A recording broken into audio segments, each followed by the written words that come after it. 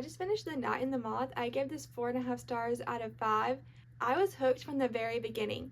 The story follows Sybil, who is one of 6 diviners living at a cathedral. These women are essentially stripped of their identities. They are given a number for a name, they wear a shroud covering their eyes, and their sole purpose is to drown and dream in order to read the omens to give a divination to anyone who comes with enough money. After the king and his knights come to receive a reading, Sybil's friends and the other diviners begin to disappear. Sybil decides to join up with the king and one of his rude and unruly knights in order to find her friends. However, they have their own agenda of taking down the omens and stealing their magical objects. There was a lot that I loved about this book.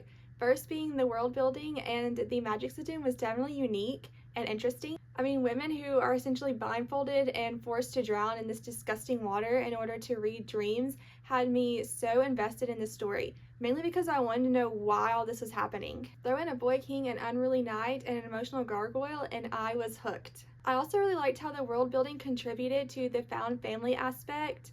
Benji, who is the king, Roy, who is the knight, Sybil, the diviner, Maud, who is a almost mother-like figure and gave great advice, and then the gargoyle all came together for a common goal, and you could really tell throughout their adventures that they would do anything for each other.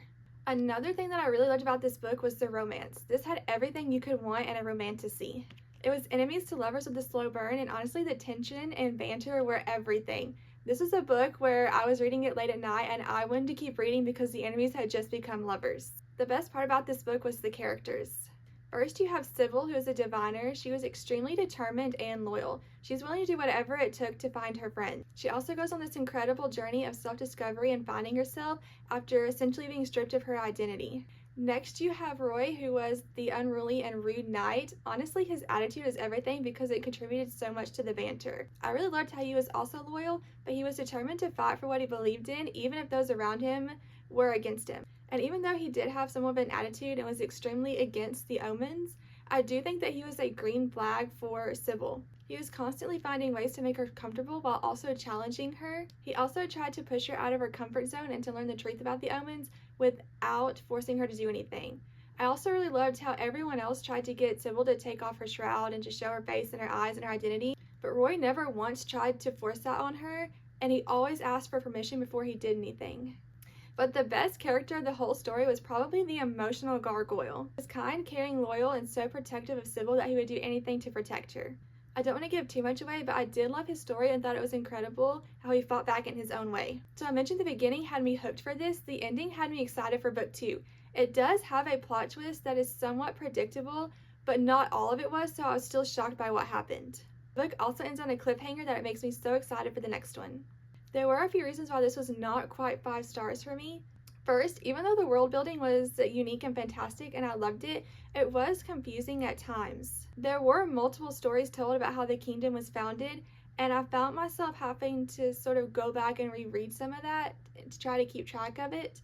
Also, by the end, I understood the Abbess and the Omen's motivation, but I think that could have been developed just a little bit more. And maybe we'll get more information in the next book, but I do think that was a little bit lacking in this one. My main reason for not giving this 5 stars was I loved the beginning and the end, but the middle was slow and repetitive at times. There were intense trials, and honestly those were fantastic to read, however they were very quick. And it felt like each trial was very similar. So even though the actual events of the trial were different, the circumstances surrounding it were all the same reasoning. There are also 5 magical objects from each of the omens that were very similar.